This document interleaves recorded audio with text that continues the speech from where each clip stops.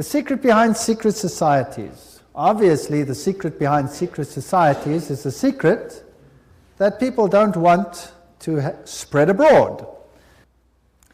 Revelation 17:4, and the woman was arrayed in purple and scarlet colors, and decked with gold and precious stones and pearls, having the golden cup in her hand, full of abominations and filthiness of her fornication. There's only one church in the whole world that uses a woman with a cup, and that is the Roman Church. And here is Città del Vaticano, using the woman with the golden cup, and she is called Fides on all their documents. Fides. Now, what does that mean? Fides. Well, let's go to a Masonic source, a very good Masonic source, written by Albert G. Mackey, the Manual of the Lodge.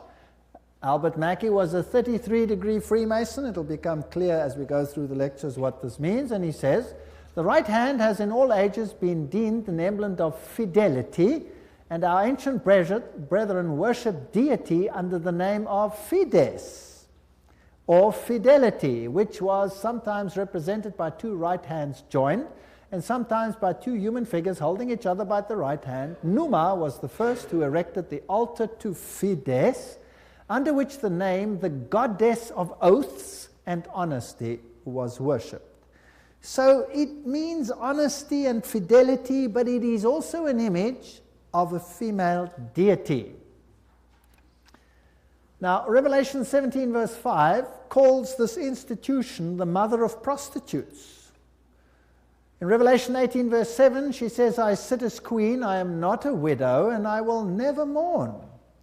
So she might have lost some children during the Reformation, but she's going to get them back.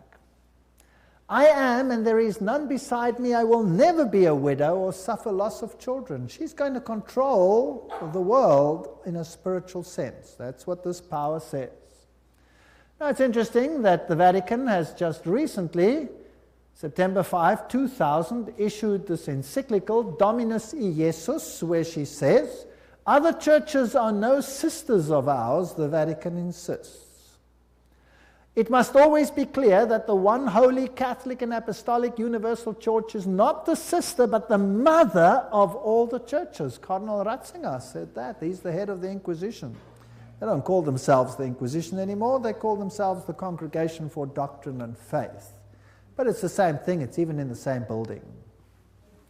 Now, she is not the mother, she is not the sister, but the mother of all the churches.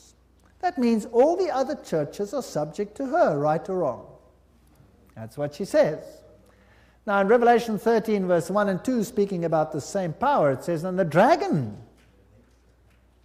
gave him his power and his seat and great authority. Now that's a very wow statement. The dragon gave him the power. In other words, this power comes from another source. Now, doesn't Catholicism preach Christianity? Yes, it does. Doesn't it preach Jesus Christ as the Savior of the world? Yes, it does. But it also preaches mediation through other mechanisms and through the church. Now, it is interesting that in secret societies there are always two doctrines. One for the initiated and one for the goyim, the uninitiated. And the Knights Templars had two doctrines. The one was the inside esoteric occult doctrine, and the other one was the exoteric, the one to the outside, and that was Catholicism. So the masses received a religion which the insiders turned on its head. Amongst occult insiders, Lucifer is the true Son of God. Jesus is a second son who was defeated by the first one who had been thrown out. So Lucifer is the true luminary, the victor in the battle, and will be the one who will be worshipped at the end of time. That is occult doctrine. That's always been the doctrine of the Kabbalah, the Kabbalist doctrine, and it has been the doctrine of Gnosticism. But of course, It's not what the Bible teaches, but then Catholicism doesn't teach what the Bible teaches either. Revelation 17, verses 12 to 14, talks about 10 horns you saw are 10 kings who have not yet received a kingdom, but who for 1 hour will receive authority as kings along with the beast. They have one purpose and will give their power and authority to the beast. And they will make war against the Lamb, but the Lamb will overcome them because he's Lord of lords and King of kings, and with him will be his called, chosen, and faithful followers. Now we're going to deal with the whole chapter of Revelation 17 at a later stage. But the kings of the world, here represented by these 10, will give their power to the system, just like in the Middle Ages, and enforce the doctrines on an entire world. Very interesting. This will be this beast from the bottomless pit. Now, Gary H. Carr, in his work En route to global occupation, puts it this way. He says there were the ancient mystery religions which come from Babylon, and they were pantheistic, of course, which means God is in nature, God is in everything, which in effect makes us God then too. This was inculcated in Kabbalism, was taken over in the Christian era in what is called Gnosticism, and the Knights Templars were the inner secret core that had the ancient knowledge of the mystics. This was carried further through Rosicrucianism, Freemasonry, and the Illuminati, which, according to Gary Carr, controls Marxism, American European secret societies and political societies, international banking, and the World Council of Churches. Now that sounds very strange. Is the World Council of Churches controlled by Freemasonry? We'll have to look into that in some detail. Then, of course, you have the entire New Age movement, the Theosophical societies, the many cults, and all these things are all controlled by this mechanism to make null and void the doctrine of salvation in Christ alone. That will be the final battle. And in order to achieve this, this woman has concealed herself and has hid herself in a garb of Christianity, and people receive the Goyim doctrine and do not know what the inner core doctrine is. That is quite something. Well, if we look at 1 Chronicles 16, verse 26, for all the gods of the people are idols, but the Lord made the heavens, tells us that idolatry is quite something that's rife on the earth. And Nimrod, the Lord of heaven, Tammuz, the pagan Messiah, and Semiramis, the Queen of heaven, these find their origin in Babylon. And if you go through all the religions that were propagated in Lebanon, Phoenicia, Babylon, Assyria, Greece, Rome, Egypt, India, China, Mexico, Scandinavia, you have only this same picture under different names: Baal, Tammuz, Ashtoreth, El, Bacchus, Astarte, Belus, Tammuz, Rhea, Ishtar, Ninus, Hercules, Beltis, etc., etc. In Egypt, Ra, Osiris, or Horus, Isis, Hathor, India, Vishnu, Krishna, Isi, or Devaki, and so on and so on. Now, Romanism, the Roman Church, has taken this Trinity and made it Father, Mother, Child, which means that they must elevate the female to the point of deity. And we'll see how they did that and how they are doing that with the sanction of the Pope. So the true Trinity and the Roman Catholic Trinity are two different things. For the Goyim, it's Father, Son, and Holy Spirit. For the inner circle, it's Father, Mother, Child, which is none other than Baal, Tammuz, and Ashtoreth, if you want to take it back to those times. Jupiter is the god who is worshipped under Petrus, the rock. And Ubi Petri, where Peter is, there is the church. So here's another rock which takes the place of the true rock. Christianity and the secret societies, we could just summarize it as follows. The old Babylonian religion gave rise to Kabbalism. Via the Essenes and others, Gnosticism came into existence, and Gnosticism was founded by Simon Magus. This comes from no other source than History de la Magie and by Eliphas Levi. Wow, that's a high Masonic source. So Gnosticism, founded by Simon Magus. Then this Gnosticism, with its secret doctrine, was eventually, over time, through many intermediary organizations, carried over to the Knights Templars. And the Knights Templars were a group of a Roman Catholic order, if you like, that were set over the temple site to protect it. And they had strong links to Islamic societies, the Ismailis, the Karmatites, the Fatimites, the Druzes, and the Assassins. And these are very, very interesting, and we'll be dealing with them when we talk about the Islamic connection, what the secret societies actually teach. Just like the Templars had two doctrines, one for the Goyim, the uninitiated, and one for the insiders, and the two diametrically opposed to each other, so the secret societies of Islam do exactly the same thing. But that's another lecture. Now the Templars, they had their secret inner information inculcated in the Rosicrucians and the Jesuits. The Jesuits, again, formed and created Freemasonry. And Freemasonry was created as the Protestant arm of the Roman Catholic Church. Unbeknown to them, beguiled, fooled, if you like, into doing the work that Rome wanted them to do, so that Rome could sit in the background while Freemasonry did it for them. And then it wasn't them, it was them. And it was mainly Protestants that were doing it, and not Rome. Very clever. Very, very clever indeed. So now let's have a look at these Knights Templars. Here are some of the representations. This is Desmaloy, the founder of the, or not the founder, but the leader at the time of its dissolution of the Knights Templars. This is what their dress looked like, if you like, and that is one of their symbols. It is a symbol that is used by many churches today. Did you know that? Many charismatic churches use that symbol. That's fascinating. And Jehovah's Witnesses use that symbol as well. We'll come to that in another lecture. Now let's have a look at what Nestor Webster, Secret Societies and Subversive Movements, has to say about the Templars. We're not going to read it all, but you can always, if you get the video, stop the quote.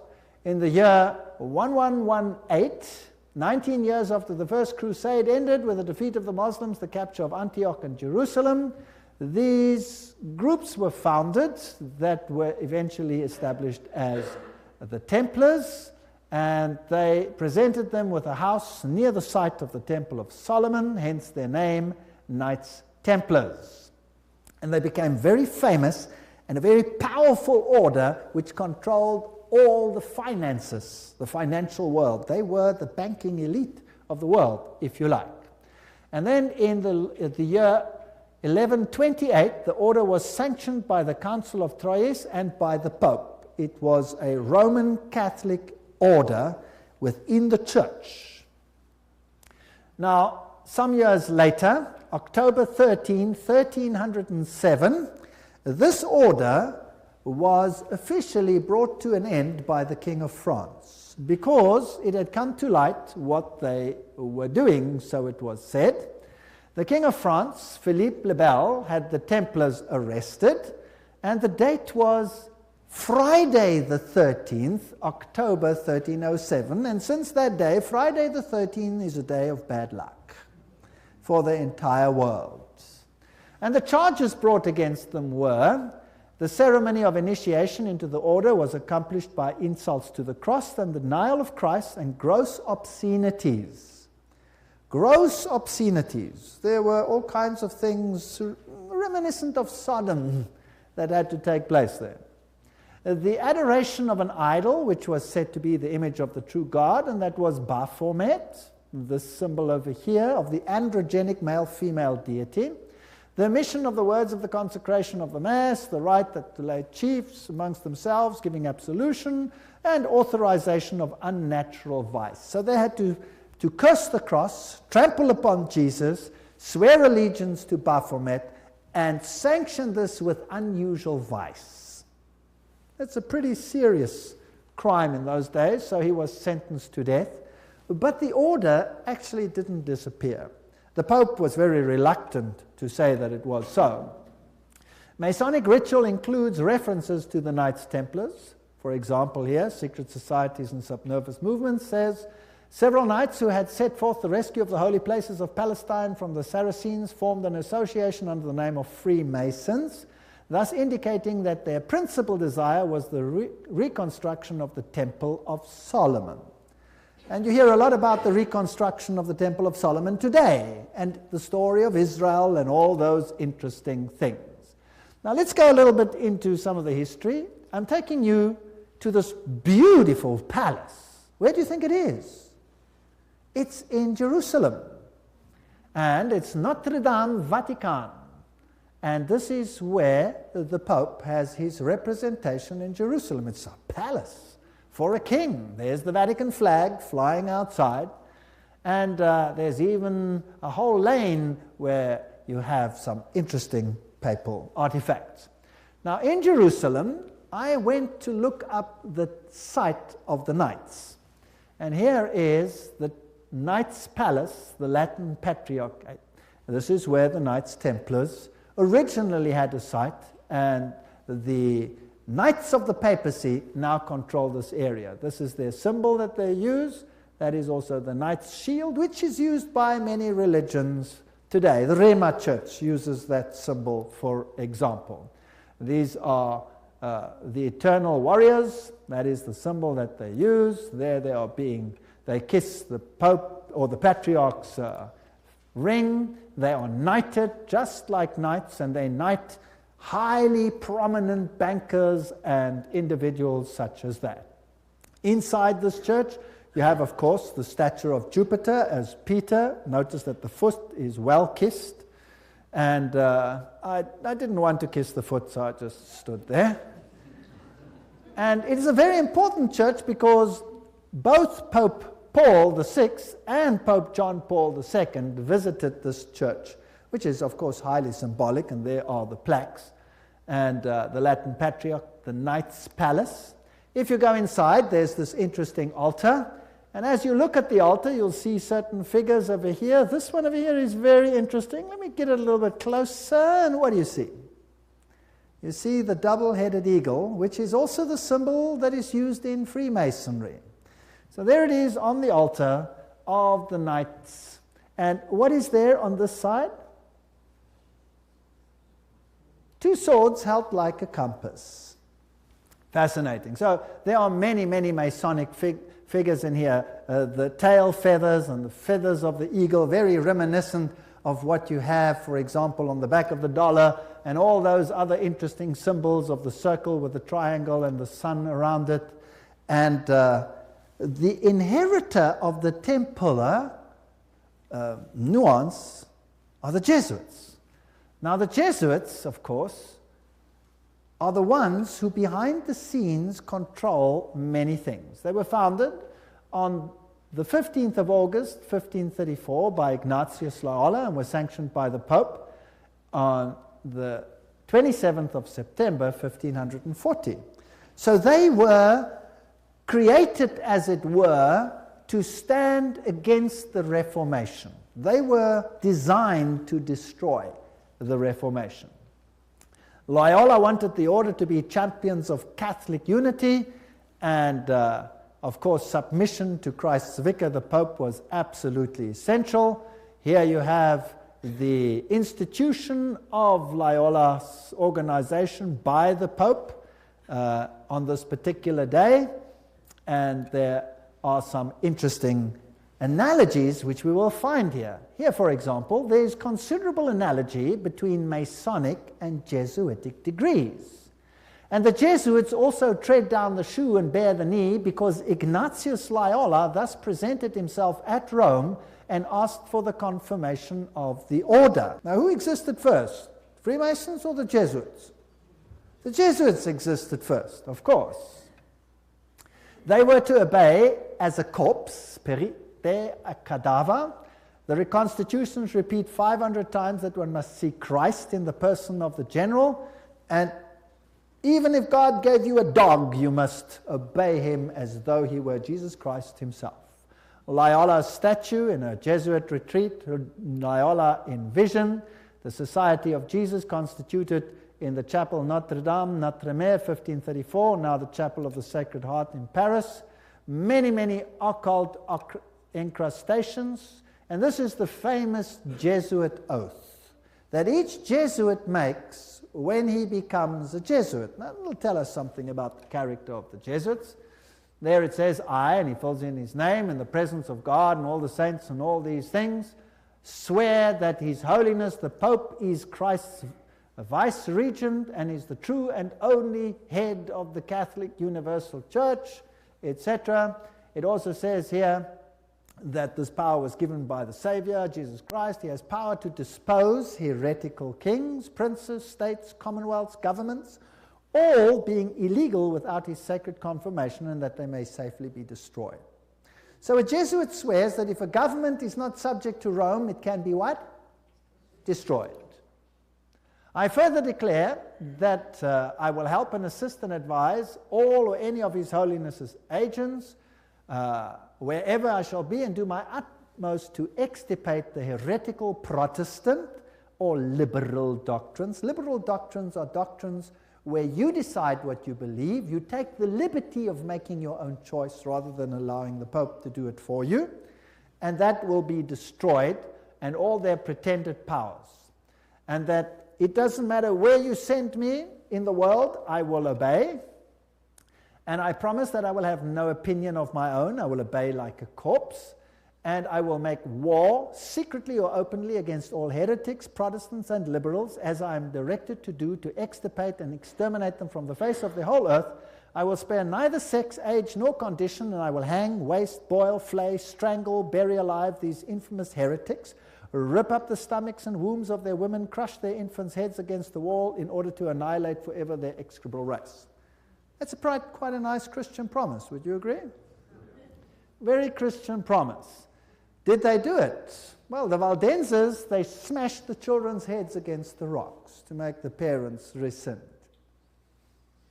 In the Ottoman Empire, that's an interesting story, in Serbia and in all those East Bloc countries where they occupied, they took the children, threw them in the air, and caught them on the ends of their bayonets. They were nice people. Now you will say that was Islam, that wasn't Jesuits.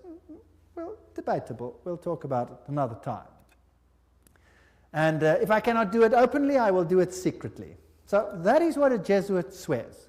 This is the famous Pontifical Gregorian University in Rome, the most prestigious Catholic university in the world. The Jesuits, in all their enclaves, have their figures in caves. Now, in paganism, all the deities come out of the cave, and they have the letters IHS, which actually stand for Isis, Horus, Set, which is the Egyptian Trinity. They, of course, say it means Jesus hominum salvator, Jesus the Savior of men, but it doesn't. It means IHS, Isis, Horus, Set. And their symbol is the triangle with the all-seeing eye in it for this deity. They also use the pillar, the stela, if you like. They have the symbol of the triangle with the eye in a circle, which is also the symbol used in the New Age movement. And we saw that Gary Carr says that Freemasonry controls the New Age movement and the Jesuits control the Freemasonry, or created it. This is the University of the Jesuits in Prague. On top of it, they have Atlas, not Jesus Christ. If you go to a more modern Jesuit enclave, like this one in Germany, I visited this. I'm quite cheeky sometimes. There I am. And took a picture, and inside they have this picture of Christ. This is not Christ. This is Atlas, holding the world on top of his shoulders, disguised. They have these symbols up against the wall. There, this symbol is the symbol of Hermes. If you take away the cross, then you have the symbol of Isis. This is paganism at its best. And these symbols over here are nothing. Here it is, Jesuit Kirche, when it was built, etc. And their symbolism, Maria, the M is the Masonic M, the triangle, Ria, the goddess. Here is a church in Germany, a cathedral. Inside you will see this circle with a cross in it, the crossed swords, symbol of all symbols used also in Freemasonry. Now if you go back to ancient Assyria, that was a very prominent cross. It was the Maltese cross. It comes from ancient paganism. They have the symbols of the star over here, two stars one over the other, or two crosses one over the other. They have the compass, they have the moon with a disc in it or a star in it, which is the symbol that Islam uses, for example. They have the solar calendar and the triple crown. All of these are used by the papacy. Upside down crosses represent victory over Christ. Hammers and compasses and sickles, these are symbols that are prevalent in the world. There's Jesus standing above the skull and crossbones, which is a symbol of Jupiter, the god Jupiter, who is a symbol, of course, who is Lucifer. Upside down crosses again. This is a very important cathedral in Europe, in Germany, where all the political leaders come together. If you go there, you will have Janus, the two-headed one. And then you have the statue so-called of David, but of course it isn't David, it is the god Pan, because he has a pan flute in his hand, and David didn't play a pan flute. So I went to look for the dark side of Pan, because there's a light side and a dark side, and I found him. There he is, the hoofed one in the same cathedral. So they hide their occult symbolism. If you enter into the hallway, you find this over here. This is the god Anubis. It's got nothing to do with Christianity. There you have him as well, plus you have the phoenix rising from the ashes, plus you have the symbol of Jupiter, and a whole host of other symbols over there. And in their side chapel, you have all the signs of the zodiac serving the various deities like Mars and Aquarius, etc. And the doorknob is a yin-yang. This has nothing to do with Christianity. They use the symbol of the compass and Jupiter and the PX symbol over there, which you will find in virtually every single Christian denomination upon the face of the earth. The phoenix rising from the ashes, the peacock, all symbols of Lucifer. Here you have the PX with a circle with a dot in it, and you say to yourself, but isn't that a symbol of Christianity? No, this is a symbol of Horus. This has got nothing to do with Christianity. They use pine cones. Let's ask Albert Mackey, 33-degree Freemason, to tell us what the symbol means. The point within the circle is an interesting and important symbol in Freemasonry. The symbol is really a beautiful but somewhat abstruse allusion to the old sun worship, and introduces us for the first time to that modification of it among the ancients, the worship of the phallus. So it's a pretty filthy symbol at that. It deals with male organs. Wow. So that comes from the horse's mouth. So that's what it means. Now what's the PX mean? Let's go to the best Masonic source in the world, Morals and Dogma, page 292. And in case you don't believe me, I photocopied it so that you can see it. There you can see the symbol. Can you see that? It is the staff of Osiris. On the medal of Constantinople, in hoc signat eris, whatever the inscriptions. And then some other interesting things. So this is the staff of Osiris. And then it goes through the mystic Tau and the crosses and the stars of David. And then he uses this one as well. Interesting symbol.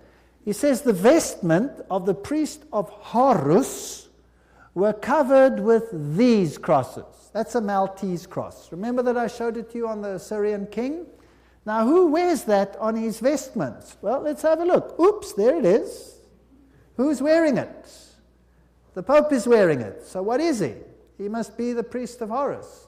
So to the outside world, it seems like Christianity, but to the inner circle, it's occultism.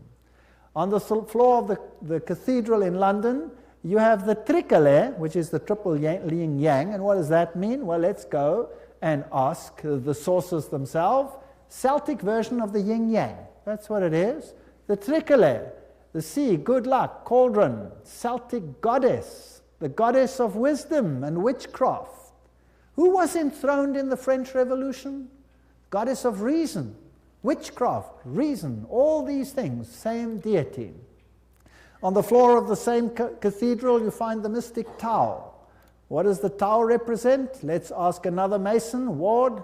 He says it's the symbol of the male creative side of the deity, sign language of the mysteries. So again, it has a sexual connotation. What's it doing on the floor of a cathedral? So the Jesuits are the heirs of the occult religion, and they control the world through their agencies. They stand in the background, create sub-organizations, and everybody thinks they are not active. Let's ask them themselves what they believe.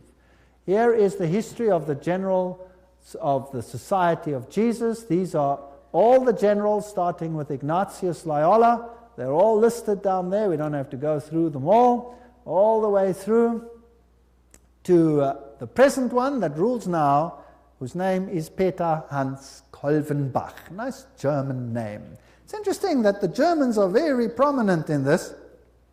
Peter Hans Kolvenbach is the head of the Jesuits. Cardinal Ratzinger, another German, is the head of the Inquisition. They seem to be pretty much in control. What does he look like? There he is, Peter Hans Kolvenbach. You're looking probably at one of the mightiest men on the earth today, if not the mightiest. He's the Black Pope. Here you have the cave of Loyola. Here you have George W. Bush and the Pope in audience with each other. And they don't do anything by chance. They just happen to do this exactly under that picture I showed you, where Loyola receives his commission from the Pope. Now, the ceremony of induction and the extreme oath of the Jesuits, Library of Congress, catalog card, there it is.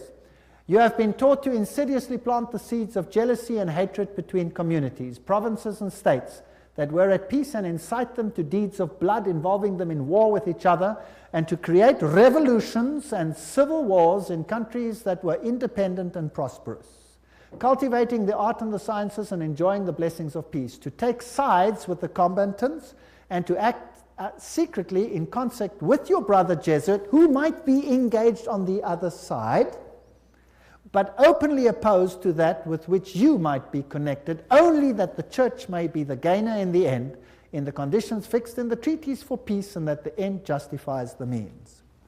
Whoa! This is Hegelian science. Two opposing viewpoints, dialectic thinking. You war the one with the other, and you rub them up until nothing is left. It's called thesis, antithesis, and the resultant clash brings synthesis, that which you want. Now note that the Jesuit can be very active on the one side, but he can be equally active on the other side. So this is all a process whereby they wish to attain things. The 30-year War. And what was that about? The aim and the object was that that war should in truth become a war of annihilation. Besides, was it possible for them to allow peace to be concluded with countries whose rebellious governments had issued a law ruling that no Jesuit should ever again dare to show his face? Do you know that the Jesuits were thrown out of virtually all countries, including Catholic ones, because they were so divisive? Catholic kings couldn't even take the Jesuits and threw them out. If a Catholic king dared to throw out a Jesuit, that country was destroyed, Catholic or not, and the Jesuits are back. You can take your bottom dollar for that. So, the frightful responsibility for this terrible 30 Years' War must rest upon the Emperor Ferdinand II and his teachers, rulers, and bosom friends, the sons of Loyola. Every single thing I'm saying is a quote. Popery, an enemy to civil religious liberty. In 1550, Pope Julius declared his claim to universal temporal political power, evidenced by a new coin he issued, its motto having read, "The nation and kingdom that will not serve me shall perish." Now please note that this is a Roman Catholic statement, that the nation and the kingdom that does not serve the papacy will perish. What does that mean in terms of Protestant countries then? Are they going to be in trouble, yes or no? I would say yes, they will be in trouble. Thomas Aquinas, the great philosopher of the Roman Catholic Church, said, "The Pope by divine right has spiritual and temporal power as supreme king of the world. The Pope of Rome, as head of the papal government, claims absolute sovereignty and supremacy over all the governments of the earth." All the governments. All these quotes are highly potent quotes. There is nothing mediocre in these quotes, and they come from the highest sources. The right of deposing kings is inherent in the supreme sovereignty which the popes, as vice-regent of Christ, exercise over all Christian nations.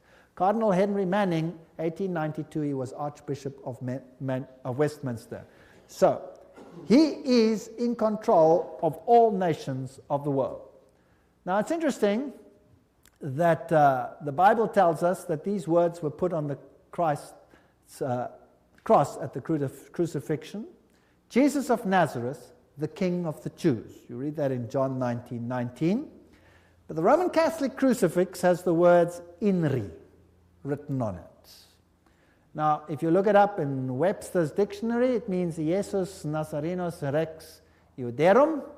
But in the extreme oath of the Jesuits, "INRI" means something totally different. It means "Iustum necare reges impios," which means it is just to exterminate or annihilate impious or heretical kings, governments, or rulers. That's an interesting point. Now, another thing that they want to do is destroy Protestantism. We cherish at the bottom of our hearts this principle that whatever does not unite with us must be annihilated. And we hold ourselves ready to make, as soon as we shall have the means, an energetic application of these principles. Protestantism is already wearing out and sinking to decay. Yes, we are destined to insult its last agonies, to march over its broken skeleton and scattered bones. Oh, let us hasten this dissolution by our strong and united efforts. Then already, they wrote, Protestantism is becoming decomposed, and we are gaining men of note. This is extracts from The Secret Plan. Those are the worst of the Catholics, the Inquisitors, the Jesuits. They are simply the Romish army for the earthly sovereignty of the world in the future, with the Pontiff of Rome for emperor. Something like a universal serfdom with them as master is what is being planned. That's all they stand for. They don't even believe in God, perhaps, the brothers Karamazov. All these quotes. The general of the Jesuits insists on being master sovereign over sovereigns. Wherever the Jesuits are admitted, they will be master, cost what it may. The society is by nature dictatorial, and therefore it is the irreconcilable enemy of all constituted authority. 50 Years in the Church of Rome, written by Father Chenikin.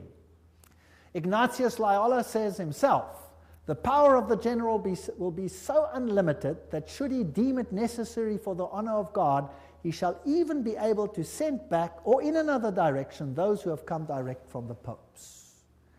So this is a powerful order. Friedrich von Hartenberg said, never before in the course of the world's history has such a society appeared.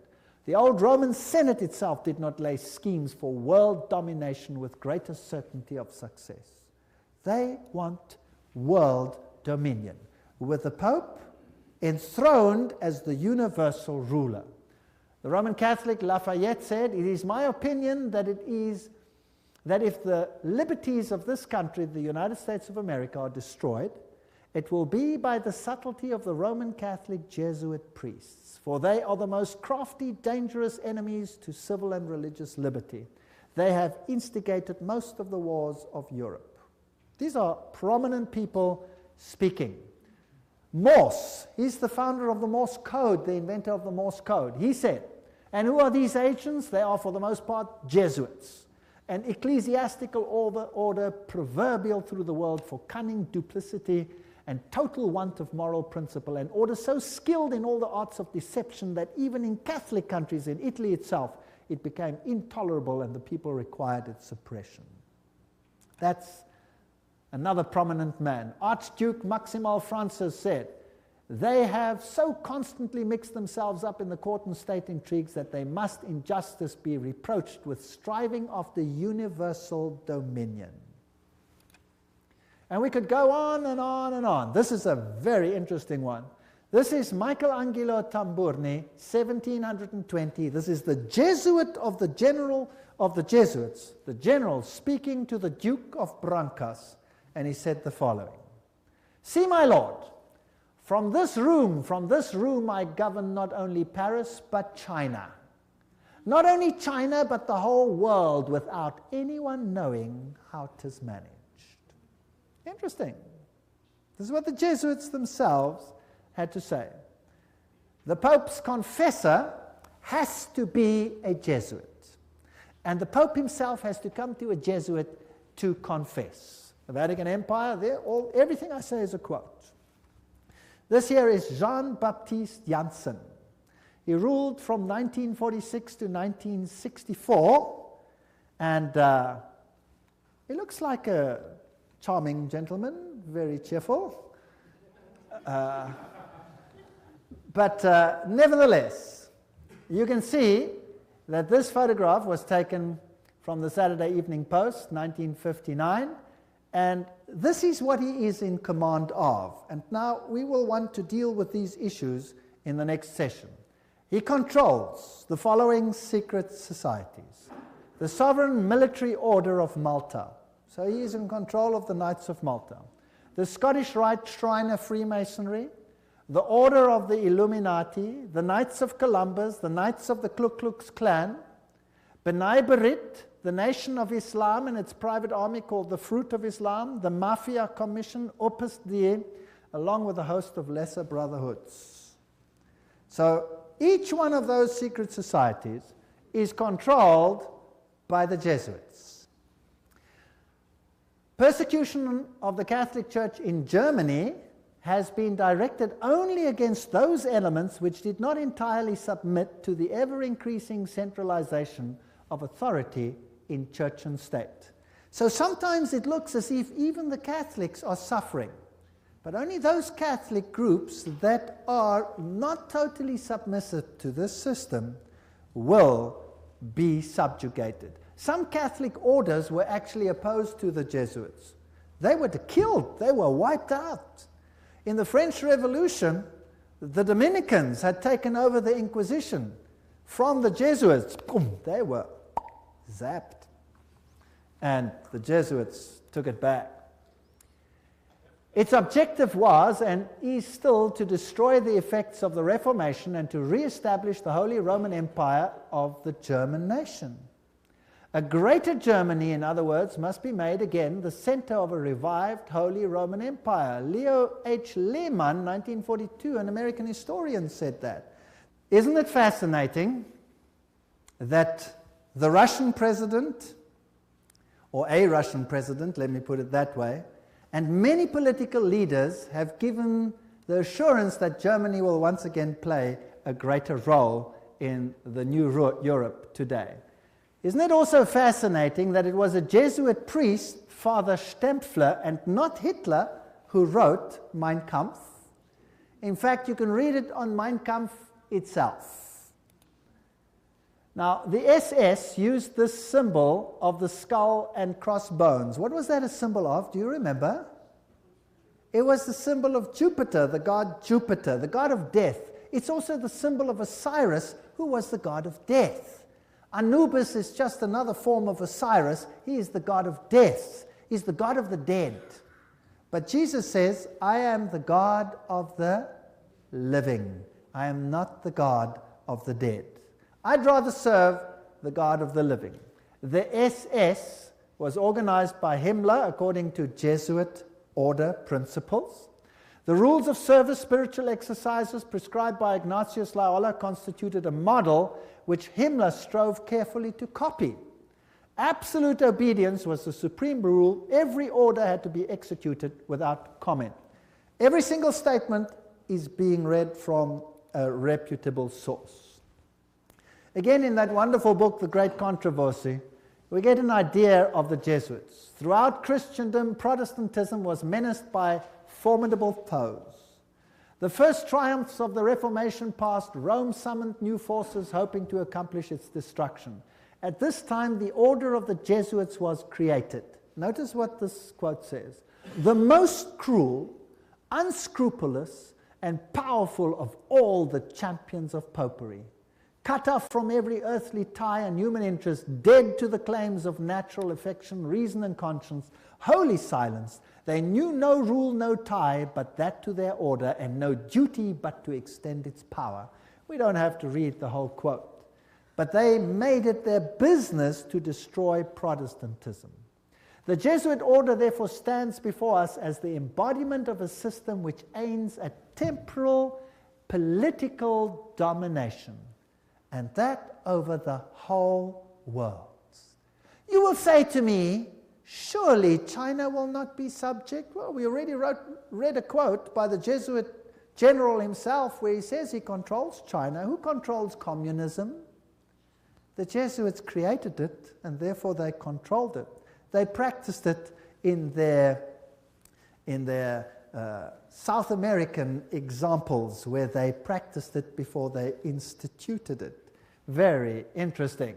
This is Count von Hernsbruch, 1911, German noble and ex-Jesuit, who says this very thing. At what then do the Jesuits aim? According to them, they seek the greater glory of God, but if you examine the facts, you will find they aim at universal dominion alone. It is they who rule the world. One quote after the other. Moreover, the Pope has thousands of secret agents worldwide. They include the Jesuits, the Knights of Columbus, the Knights of Malta, Opus Dei, and others. The Vatican's intelligence service and its field resources are second to none. Even Dave Hunt, American Baptist historian, says that. So, let's have a look at some of these institutions. Let's have a look at Freemasons. The Grand Design Exposed says, the truth is the Jesuits of Rome have perfected Freemasonry to be their most magnificent and effective tool, accomplishing their purposes among Protestants. Now surely the members of Freemasonry themselves must be deceived, because if they saw it, they wouldn't do it, right? So actually the order is being used, and they themselves are deceived. And only within the order, higher up, are those chosen ones who know, and they are controlled by the Jesuits for Rome. Very clever. Very clever. To make Protestantism do what you cannot do openly because you have been fingered by Protestantism as the Antichrist. So this is very interesting. This is a Templar fortress and a church on the island Mallorca, Spain. And there again you have the double-headed eagle, and you can go to virtually any church on that island and you will find the double-headed eagle over the altars of these churches. As I've said, Adam Weishaupt was the father of Jacobinism, and he's the one who is also the founder of the Illuminati. From the Jesuit college at Ingolstadt, it is said to have issued the sect known as the Illuminati of Bavaria, founded by Adam Weishaupt. Its nominal founder, however, seems to have played a subordinate, though conspicuous role in the organization of the sect. You see, again, they use a front and a front and a front. Now, here are two Jesuit generals. This one over here is General Ricci, and this is General Ledochowski. And very interesting, this one over here, 1773 to 1840, he ruled during the order's suppression. Now notice this, the Vatican itself suppressed the Jesuits, between 1773 and 1814. What happened to the Vatican in that time? There was a mortal wound. And the Pope was taken into exile and he died. Isn't that correct? So who gave the mortal wound to the papacy? The own order in the own church. Power struggle. And he created, in his time, the Illuminati was created through Weishaupt. and, of course, is also the father of modern communism, who with his Jacobins conducted the French Revolution. Years later, Jesuit General Ledochowski with his Bolsheviks conducted the Russian Revolution in 1917, and it's identical to the other revolution. And I will deal with that when I give a lecture on revolutions and wars and dictators later in the series. France's greatest authority on the Jesuits, Edmond Paris, said, "The Russian Revolution, by eliminating the Tsar, protector of the Orthodox Church, had it not decapitated the great rival and helped the penetration of the Roman Church? We must strike while the iron is hot. The famous Russicum, Russian College of Rome, is created in 1929, and its clandestine missionaries will take the good news to its schismatic country. 1 century after their expulsion by Tsar Alexander I, the Jesuits will again undertake the conquest of the Slav world." And did the poor Slavic world suffer? They were slaughtered by the millions. History will show what happened there when Stalin, probably one of the greatest mass murderers of all time, did his thing. Frederick the Great, so-called, of Prussia, caused the high degrees of Masonic constitutions of the ancient rite to be revived, and he himself wrote the constitutions under the guide of the Jesuit general. Encyclopedia of Freemasonry, Albert G. Mackey says that himself. Very interesting. And now notice this. This is a source that's unbelievable. This is Isis Unveiled by Blavatsky herself, the author of Secret Doctrine. She says that the rites are the offspring of the sons of Ignatius Loyola. The Scottish Rite and all of these worked under the instructions from the general of the Jesuits. So who controls Freemasonry? The Jesuits, there's no doubt about it. Here, we have confirmed the induction of the Knights Templar Mason into the councils of the said order of knighthood, and hoping in confiding that he will ever be so demean himself as to conduct to the glory of IHS, the most holy and almighty God, and to the honor of the mark we do recommend. There's a ritual in Freemasonry which is totally Jesuit. So the Jesuits control Freemasonry. Here's a Freemason temple, if you like. It's in Oklahoma. There is IHS. This is a Freemason temple. It's a lodge. There is IHS in it. There are still old ladies, male and female, about the country who will tell you with grim gravity that if you trace up Masonry through all its orders till you come to the grand tip-top head Mason of the world, you will discover that the dread individual and the chief of the Society of Jesus are one and the same person. James Patron, American historian. There are many that say these things. Knights of Malta. The Freemasons are in the foreground, while the Jesuits and the Knights of Malta are in the background. The Jesuits control even the Knights of Malta. Now, who are they?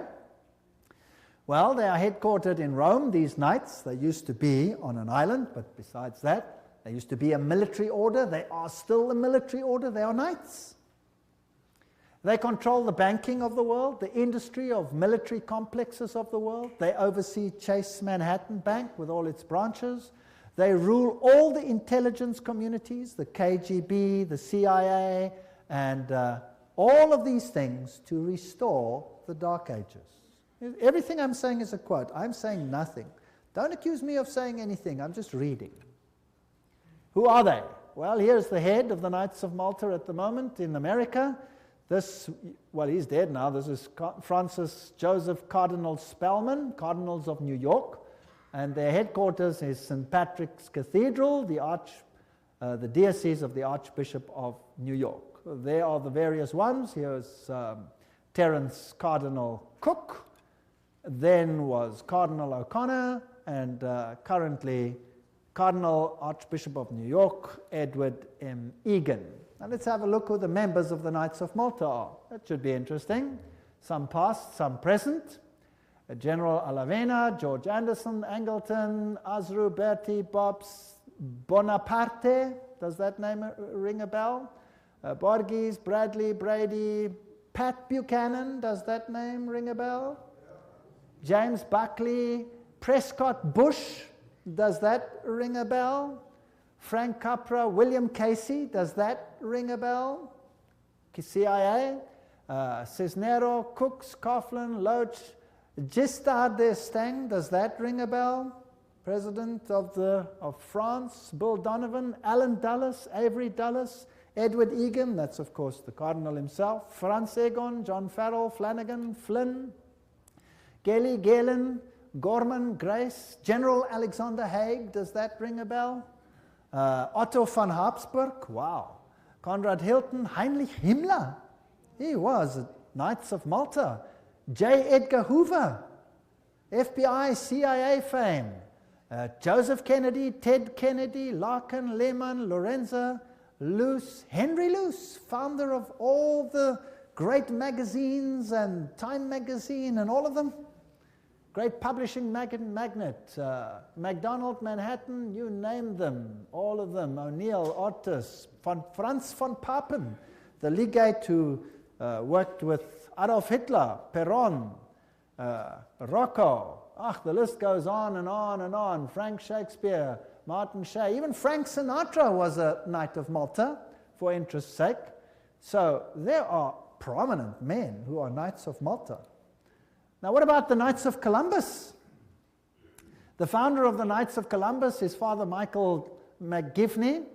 He lived a very short time, then he died. He was very young. He died at the age of 38.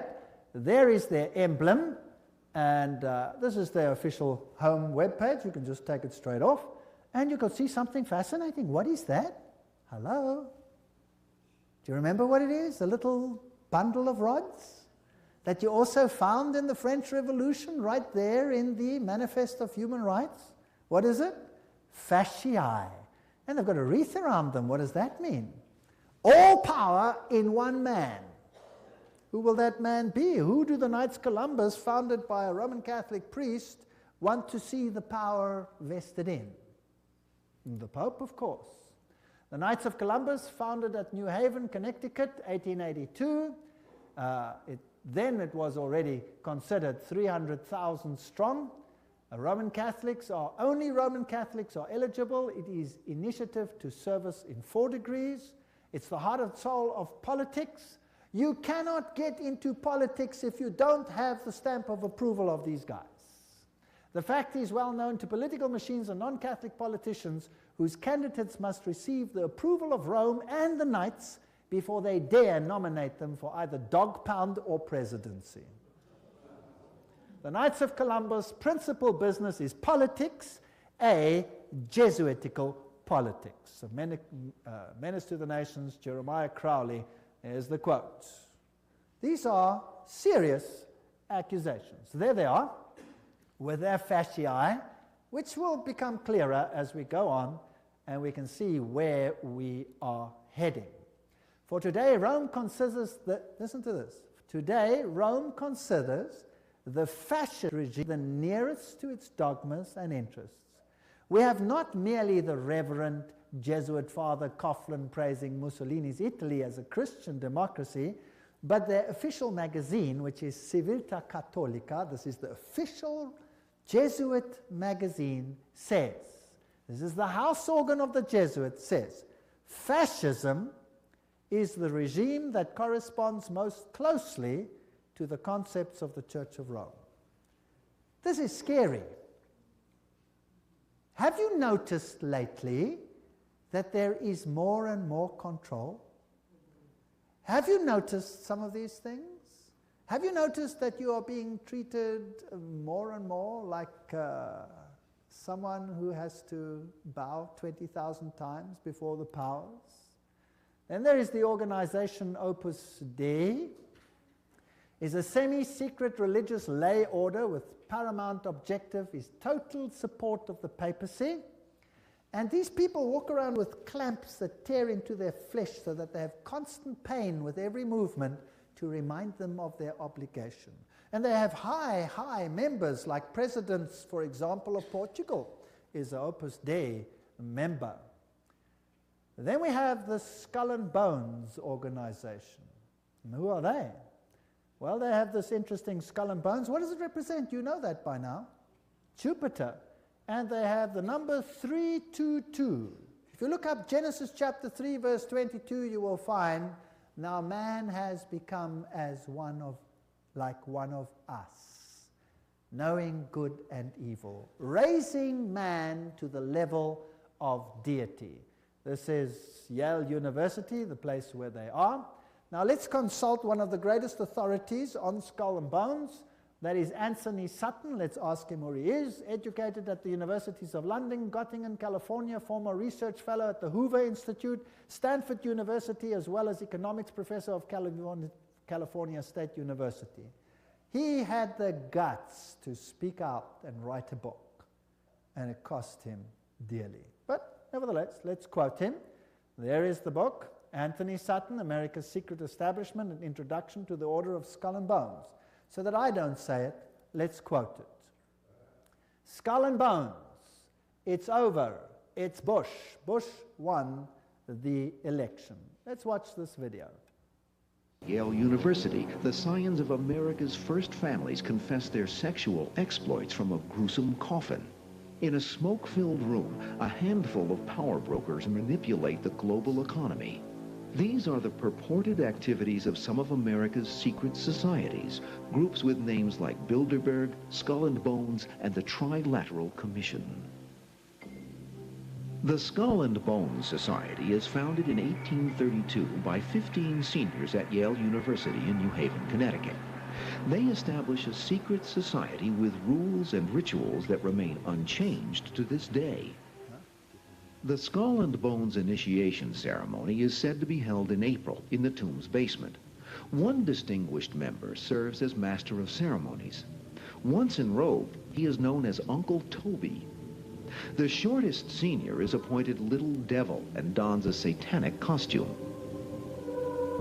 A bonesman with a deep voice is dressed as Don Quixote.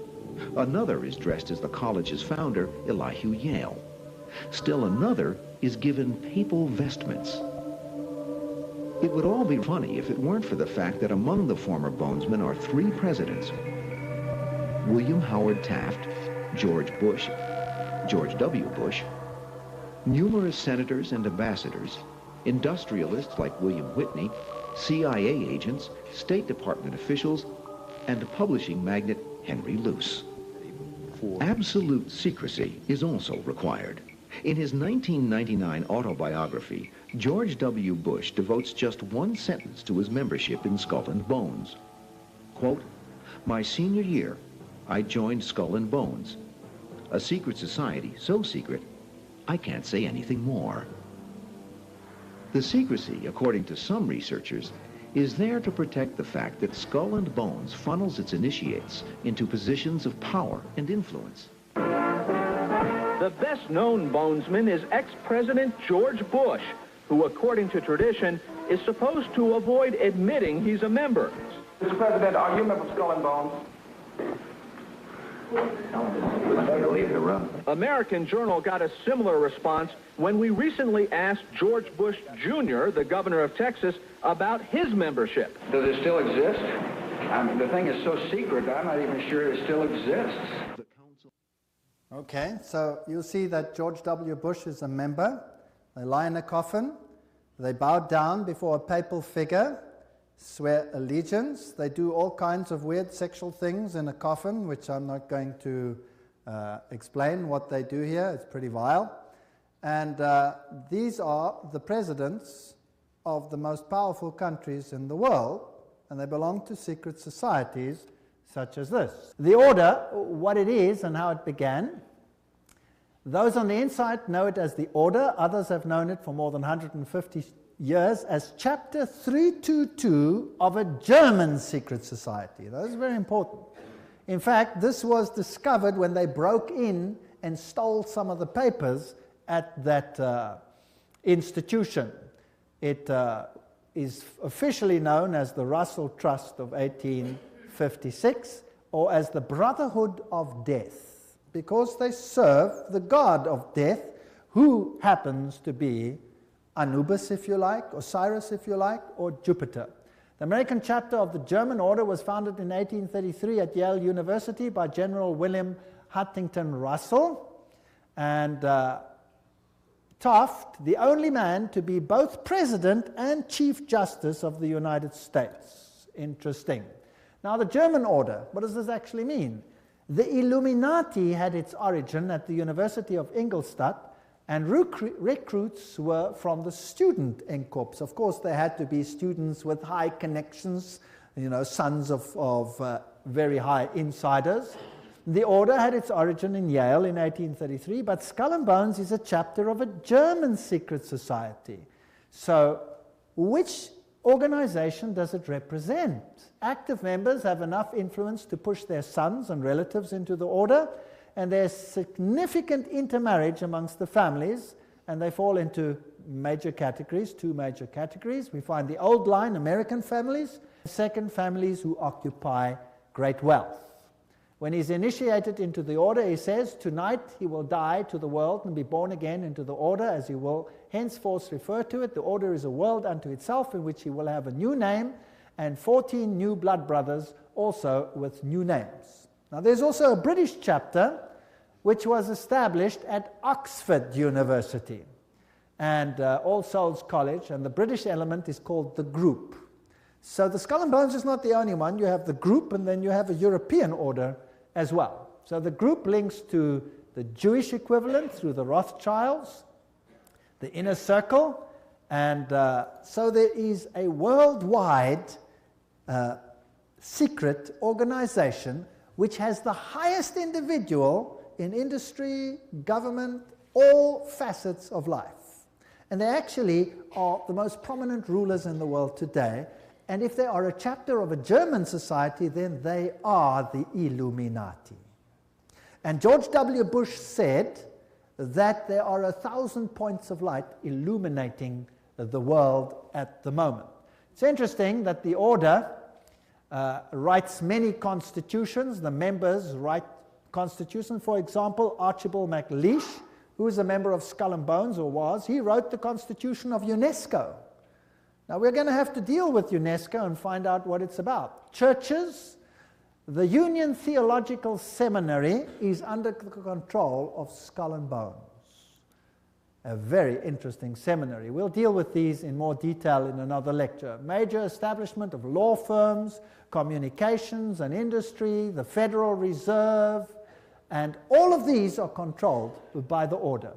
This is how Chapter 322 operates. There's a central inner core. Notice that this is actually the all-seeing eye, the wedge of the eye, but that's something else. There's an inner core, there's an inner circle, there's an outer circle, there's an Atlantic Circle, the Bohemian Club, notice there, Bohemian Club, part of Skull and Bones, Pilgrim Society, Penumbra Order, Chapter 322 of the Order, the Trilateral Commission. That's how it's put together. You could basically put it this way: Council of Foreign Relations, United Nations, Bilderbergs, Club of Rome, Royal Institute of International Affairs, and the Trilateral Commission, with the Illuminati controlling everything on the inside, forming basically the Round Table. Now, you saw that the Bohemian Club is part and parcel of the issue. Now, what is this Bohemian Club? Well, here's the Bohemian Grove. The August 2, 1982 edition of Newsweek reported, this is just another quote, the world's most prestigious summer camp, the Bohemian Grove, is now in session 75 miles north of San Francisco. It's in a forest. It's a fortress. But strangely, even fortresses can be breached, and one enterprising journalist managed to sneak in. The fiercely guarded 2,000-acre retreat is the country's extension of San Francisco's all-male, ultra-exclusive Bohemian Club, to which every Republican president since Herbert Hoover have belonged. This is just a quote. This is the Bohemian Grove ceremony, which was photographed or videotaped, very darkly, of course, very secretly, by one journalist, which caused a major furor. Now, you can see very little in this light, so I'll explain to you what's happening there. In this forest, the men appear naked. Naked. They have to walk around naked. In fact, some members have left the society because they're tired of walking around naked. Now imagine every president of the United States has been a member of the Bohemian Grove. And just imagine. The priests are dressed in vestments, papal vestments, and they pay homage to an owl because the owl sees in darkness. It has illumination. There are other rituals which I do not want to talk about that happen between all these naked men. And if you read your Bibles, you will find that those who worshipped in the groves were called the perverted ones.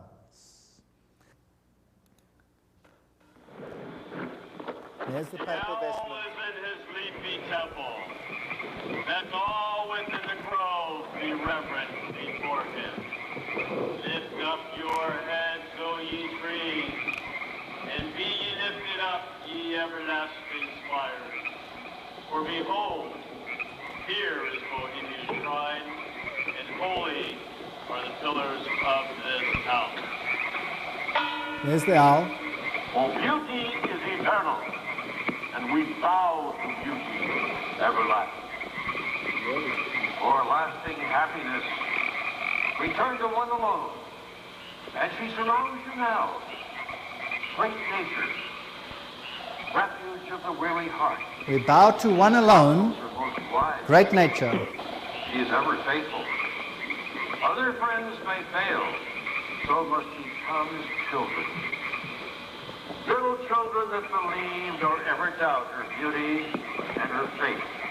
Bohemians and priests, our funeral pyre awaits the corpse of care.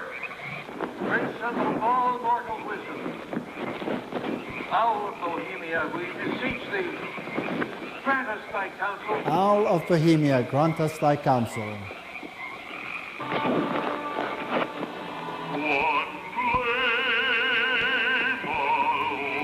Well, that's just a part of the ritual, which shows that it is nature worship.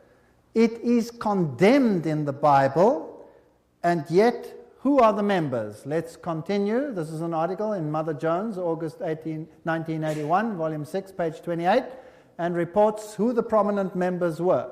For example, George P. Schultz, Stephen Batchelor, Gerald Ford, Henry Kissinger, William Buckley. Can you imagine them all walking around naked, worshipping a stupid owl? I mean, that's so pathetic. Fred Hartley, Griffin, Haywood, Coors, Teller, Ronald Reagan, Clausen, George Bush, William French Smith, etc., etc., etc. It is pathetic. Modus operandi of the order. The activities of the order are directed towards changing our society, changing the world, to bring about a new world order. This will be a planned order with heavily restricted individual freedom. That's fascism. And I will show you the papal encyclicals that will make your hair stand on edge as to what is going to happen all over the world. And believe me, I live in a country where it's being implemented. And you can see it happening every single day. It is scary. But you don't have to be afraid if you know why it's happening. If you do not know why it is happening, you will despair, and there are thousands who are putting bullets through their head because they cannot tolerate it. 4,000 farmers driven off the land and murdered in my country alone. They lose everything, they lose hope, they put bullets through their heads, they wipe out their entire families because it's better for them to die than to live with it. And you know what? You give a lecture like this and you show what's behind it and why it's behind it, and guess what? They get hope. Because they see it's not just them and not something they don't understand. Once they start understanding the bigger picture, they gain hope. And they say, wow, so it's not really the end for us, because this is simply the sign that Jesus is coming soon. And there will be a better kingdom. Let us give our lives to Jesus Christ, because this world has nothing to offer. And they get hope. No constitutional protection if you go against it. They control education. I'll show you how in the lectures. Money, law, politics, economy, history, psychology, philanthropy, medicine, religion, media. There is nothing that they do not control. And remember, they are neither left nor are they right. So if there are right-wing parties and left-wing parties, they control them what? Both. That's the Hegelian principle. That's Hegelian logic. Remember that both Marx and Hitler, the extremes of left and right, presented as textbook enemies, evolved out of the same philosophical system, Hegelianism, that brings screams of intellectual anguish from Marxists and Nazis. Remember that the Jesuits were told that they must serve on this side and the other side. Remember that? And create conflict between the sides. This conflict of opposites is essential to bring about the change that they want. Today, this process can be identified in the literature of the Trilateral Commission, for example, where change is promoted under conflict management. Have you heard that name before? Right, conflict is essential. The state is absolute. So the state must have total control. That means the people must relinquish their rights to the state. Do you see that happening in the United States at the moment? Absolutely.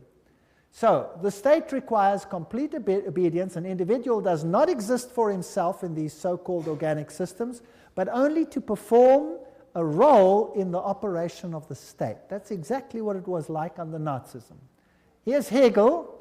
The two, Hegel and Kant, are the philosophers behind the system. I was stunned. I was in Europe 4 weeks ago, in Germany, and the leaders, the presidents of Germany, went down and put down wreaths in front of these people's graves and said, their philosophy has made the new Europe possible. They honored them. What a terrible, I would almost say satanic, well, why not just say it, philosophy. The Illuminati principle that the end justifies the means is also the principle of the group and the order, which is skull and bones. That means you can do anything, no matter how dastardly, as long as you achieve your aim. There's an outer circle, an inner core, all of these. Council of Foreign Relations is the outer circle, Trilateral Commission, all of those. Trilateral Commission was founded by David Rockefeller, comprises 200 members worldwide. The Bundy operation, activism towards a new world global order. George W. Bush, who was a member of Skull and Bones, remember, says that it's a big idea, a new world order where diverse nations are drawn together in a common cause. Only the United States has both the moral standing and the means to back it up. So, do you think they're trying to get all the countries of the world to come into this system, yes or no? Do you think it's possible that they are giving their power to a woman who rides them? Does it look like it? Who controls them? The Jesuits. And who do the Jesuits say all power must be under? The Pope. Isn't that correct? All right. So who do you think would clamor for a new world order more than anyone else?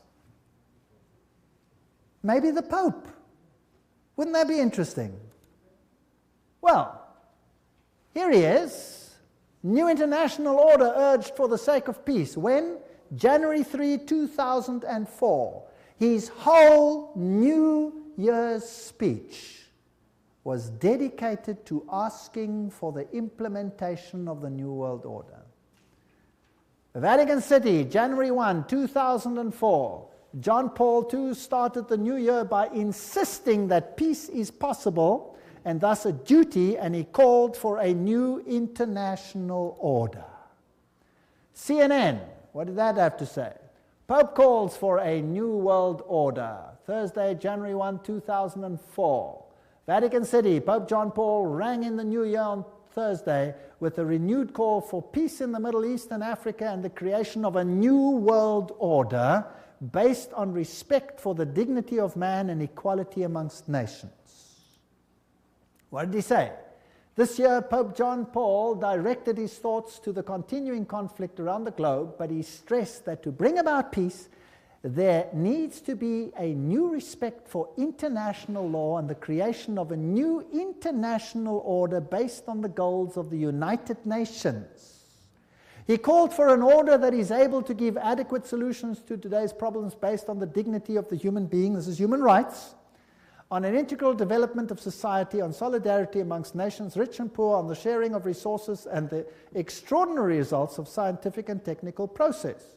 You know, sharing of resources. Have you heard of that before? Well, there's another term for it. It's called redistribution of wealth. Have you heard of that before? Right. Now let me redefine that for you. To redistribute wealth means to take the wealth from the one who has it and give it to one who has not got it. Is that correct? Now if you do that, which nations of the world will be hardest hit? The Catholic ones or the Protestant ones? The Protestant ones are the rich nations. Everywhere you can draw a line. Now I will show you in the lectures that come that there are encyclicals which define how the redistribution is to take place. And how it is happening and how the encyclical says it should take place is what I can see happening in my country without the government lifting a finger against it. It is defined by need, as we will see. Now, there's another word for taking from one who has and distributing it to someone who does not have. It's called theft. Stealing. Thou shalt not steal, says the Bible. The Pope in Rome says, thou shalt steal. He does. Literally, I'll show you his encyclical. You will be stunned. This New World Order is going to be an exciting place. I don't want much part of it. Fortunately, my God says, my kingdom is not of this world. If it were, they would fight for me, but it is not of this world. My kingdom is up there. There where your treasure is, there your heart will be. I have managed, because I live where I live, to loosen myself from that which I own, because I know that it means nothing anymore.